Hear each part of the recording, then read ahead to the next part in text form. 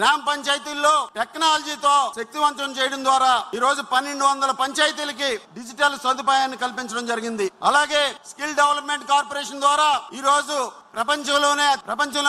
పేరుగాంచినటువంటి కంపెనీలు అయినటువంటి గూగుల్ గాని, మైక్రోసాఫ్ట్ గాని, సేల్స్ ఫోర్స్ గాని ఇటువంటి వాటి ద్వారా cloud computing, data science, AI వంటి నూతన రంగాల్లో శిక్షణ ఇచ్చి లక్షలాది మంది మన యువతకి ఉద్యోగ అవకాశాలు కల్పించే విధంగా ఈ రోజు ప్రభుత్వం ముందుకు వెళ్తుంది. ఈ రోజు లోకేష్ గారు తీసుకున్నటువంటి నిర్ణయాల్లో మనందరం కూడా చూస్తే ముఖ్యంగా ఈ ప్రభుత్వం వచ్చిన తర్వాత పాలనలో పారదర్శకత, ప్రజల భాగస్వామ్యం, వేగవంతమైనటువంటి సేవలు అందే విధంగా వాట్సాప్ గవర్నెన్స్ తీసుకొచ్చి ఈ రోజు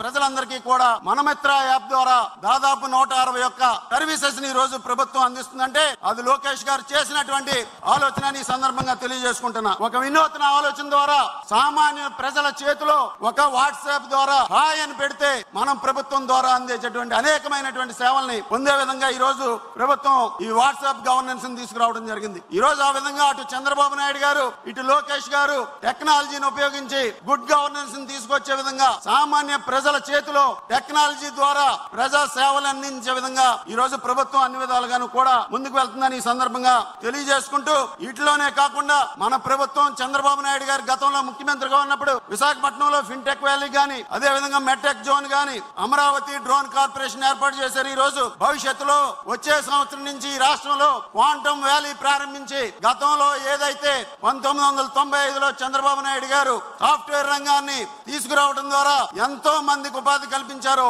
నాలాంటి వ్యక్తులు ఎంతో మంది ఆ రోజు సాఫ్ట్వేర్ రంగం ద్వారా మేము విదేశాలు వెళ్లి స్థిరపడినటువంటి పరిస్థితి. అదే విధంగా మరలా ఈ రోజు వచ్చే 3 తరాల యువతకి భవిష్యత్తు నిర్మించే విధంగా క్వాంటమ్ వ్యాలీ ద్వారా, క్వాంటమ్ టెక్నాలజీ ద్వారా సాఫ్ట్వేర్ కన్నా ముందుగా ఈ రోజు ఏఐ క్వాంటమ్ టెక్నాలజీని ఈ రోజు యువతకి అందించే విధంగా చంద్రబాబు నాయుడు గారు, లోకేష్ గారు తీసుకుంటున్నటువంటి సంస్కరణలన్నింటినీ కూడా మనందరం కూడా ఒకసారి దృష్టిలో పెట్టుకోవాల్సినటువంటి అవసరం ఉంది. ఈ రోజు ఇటువంటి పరిపాలనని ఒక పాలకుడి సాంకేతిక దృక్పథానికి నిదర్శనం అని ఈ సందర్భంగా తెలియజేస్తున్నారు.